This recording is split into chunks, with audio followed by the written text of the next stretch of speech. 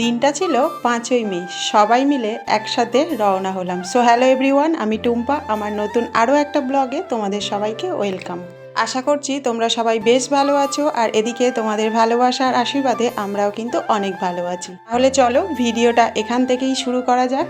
প্রতিদিন আমার সকালটা শুরু হয় কিন্তু সংসারে খুঁটিনাটি কাজকর্ম দিয়ে। আজকের সকালটা কিন্তু একদম অন্যরকমভাবে শুরু হয়েছিল। হ্যাঁ, সংসারের কাজকর্ম তো ছিল, তার সাথে কিন্তু মনে একটা আলাদাই আনন্দ ছিল, কারণ আজ আমার দেওরের বৌভাত। আরে দাঁড়াও দাঁড়াও, অবশ্যই বলবো কেমন দেওর। নিশ্চয়ই তোমাদের মনে প্রশ্নটা যাচ্ছে, দিদিভাই দাদাভাই তো একা, তাহলে দেওর কোথা থেকে এলো? আসলে এটা আমার মামা শ্বশুরের ছেলে, আর বিয়েটা হয়েছিল কিন্তু 3 তারিখে। আর সত্যি কথা বলতে আমাদের কিন্তু বরযাত্রী যাওয়ার কথা ছিল, কিন্তু হঠাৎ করে যেতে পারিনি। মানে আমার শরীরটা একটু খারাপ ছিল, যে কারণে আর কি। কিন্তু বউ ভাতে যাব না এটা তো হয় না। আর দেখো, তোমরা তো দেখেইছিলে আমার বাড়িতে আমার ননদরা নন্দাইরা সবাই এসেছিল, আর সবাই মিলে কিন্তু একসাথে সকাল সকাল বারাসাত থেকে চলে গিয়েছিলাম জয়নগরে। আর আমার মামা শ্বশুর বাড়ি কিন্তু জয়নগরে। তারপর কিন্তু সারাদিন দেখো খুব মজা হুল্লোড়, খাওয়া দাওয়া সমস্ত কিছুই তো হলো। তারপরে কিন্তু ঠিক 3টে বাজতে আমি কিন্তু চলে এসেছিলাম বাড়িতে আবার। হ্যাঁ, এখানে প্রশ্ন যাক যে দিদিভাই তুমি কি একা এসেছিলে? হ্যাঁ, আমি একাই এসেছিলাম। আসলে দেওরের বিয়ে বলে কথা, সাজতে তো একটু হবেই, তাই না? তোমরাই বলো। তো যাই হোক, দেখো সাজতে যাব বলে আমি এখানে কিন্তু 2টো গোলাপ কিনে নিচ্ছিলাম। আর দেখো, বিয়ে বাড়িতে যাব, ফুল দেবো না মাথায়, এটা কি ভালো লাগে বলো? ওপরে আবার দেওরের বিয়ে বলে কথা। যাই হোক, তাড়াতাড়ি করে ফুল টুলগুলো তো কিনে নিলাম। আর ফুল দোকানের দাদাটা বলছিল এই মালাগুলোও নেওয়ার জন্য। তো সত্যি কথা বলতে আমি না বেশি কিছু পছন্দ করি না। হ্যাঁ, ছিমছামটাই বেশি ভালো লাগে। যাই হোক, ফুল টুলগুলো তো কিনে নিলাম। আর তারপরে কিন্তু পার্লারের উদ্দেশ্যে আমি দেখো রওনা হলাম। তো ফাইনালি দেখো আমি কিন্তু হাঁটতে হাঁটতে পৌঁছেও গিয়েছি পার্লারে। আর কোথায় এসেছি অবশ্যই করে তোমাদের সঙ্গে সেটাও শেয়ার করব। তো ফাইনালি দেখো আমার কিন্তু অনেকটাই কমপ্লিট হয়ে গিয়েছে। আর সত্যি কথা বলতে যেহেতু আমার ছেলে আসেনি, যে কারণে কিন্তু আমি তোমাদের সঙ্গে সব ক্লিপ শেয়ার করতে পারলাম না। একা একা যতটুকু করা যায় আমি সেটুকুই তোমাদের সঙ্গে শেয়ার করলাম। আর তারপরে দেখো ফাইনালি আমার এটাই কিন্তু ফাইনাল লুক। আর এটা তোমরা আশা করছি অনেকেই দেখে ফেলেছো।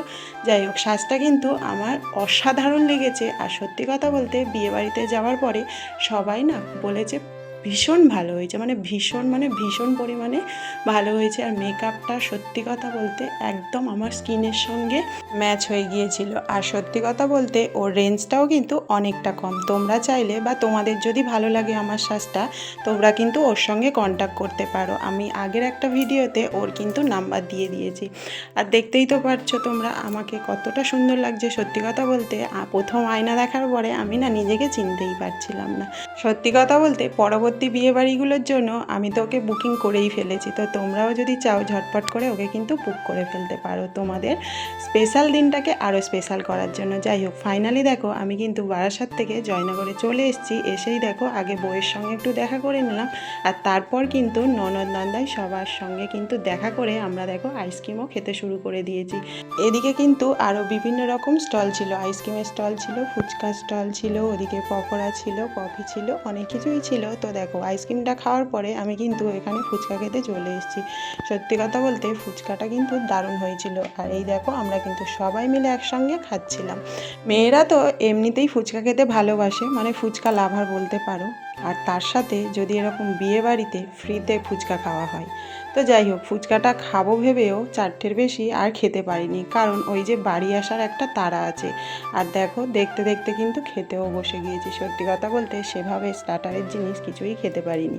যাক, ফাইনালি দেখো বসে আর সবাই মিলে একসাথে বসেছিলাম। আর এরা এতটাই হাসাহাসি করছিল, সত্যি বলছি আমি না হেসে পেটে ব্যথা হয়ে গিয়েছিল। আর এরা সবাই মিলে যখন এক জায়গায় হয় তখন যে কি পরিমাণে আর কি মজা হয় সেটা মানে না দেখলে তোমরা বিশ্বাস করতে পারবে না। যাই হোক, খাবার দেওয়া দেখো শুরু হয়ে গিয়েছে।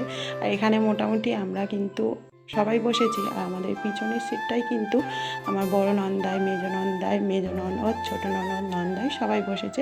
তাই এখানে মোটামুটি সবাই কিন্তু আমাদের রিলেটিভই আছে। যাই হোক, দেখো খাবার দাবার তো শুরু হয়ে গিয়েছে। আর আমার একটা কী অভ্যাস আছে বলো তো, আমি না বিয়েবাড়ি গিয়ে খেতে বসি বটে, কিন্তু আমি না খেতেই পারি না। আসলে ওই যে রিচ কিছু জিনিস আমার না একদমই ভালো লাগে না। সত্যি কথা বলতে আমার বিয়েবাড়ি যাওয়া মানে শুধু মজা করার জন্যই যাওয়া। আমি না একদমই ওই সব জিনিস খেতে পছন্দ করি না। আর তাই আমার বড় ননদ আমাকে বলছে নেক্সট টাইম থেকে তুমি আর কোনো বিয়েবাড়িতে যাবে না, শুধু শুধু কষ্ট করে যাও, খাও না দাও না, কিচ্ছু করো না, শুধু ভিডিও করো আর ছবি তোলার জন্য আর হাসি ঠাট্টা করার জন্যই তুমি আসো, নেক্সট টাইম থেকে আর একদম যাবে না। সত্যি কথা বলতে আমি এগুলো করার জন্যই যাই, আমি কিন্তু খাওয়ার জন্য যাই না। খেতে বসি কিন্তু ওই যে খেতে পারি না আসলে। আর খেতে বসে এরা সবাই মিলে এত হাসাহাসি করছিল, আর তার সাথে আমি যেহেতু ভিডিও করছিলাম, কেউ হচ্ছে মাথা নিচু করে নিচ্ছে, কেউ হচ্ছে হাসছে, কেউ আবার পোজ দিচ্ছে কিন্তু। তো এইসব নিয়েই আর কি আমরা খাওয়াটা কিন্তু শেষ করলাম। আর এদিকে দেখো বাড়ি আসবো বলে কিন্তু প্রচণ্ডই তাড়া ছিল। এদিকে এদের নাচ দেখে আমার বড় ননদ তো আর থাকতে পারেনি, নাচতে শুরু করে দিয়েছে। আর সত্যি কথা বলতে 10:30টার ট্রেনটা যদি আমরা না পাই তাহলে কিন্তু আর আমরা বাড়িতে ফিরতে পারবো না। তাই তাড়াহুড়ো করে মাইমাকে বলে আমরা কিন্তু রওনা দিলাম বাড়ি ফেরার জন্য। তো যাই হোক, আমার এই ভিডিওটা তোমাদের কেমন লাগলো অবশ্যই করে কিন্তু কমেন্ট করতে ভুলো না। দেখা হচ্ছে তোমাদের সঙ্গে পরের ভিডিওতে। সবাই খুব ভালো থেকো, টাটা।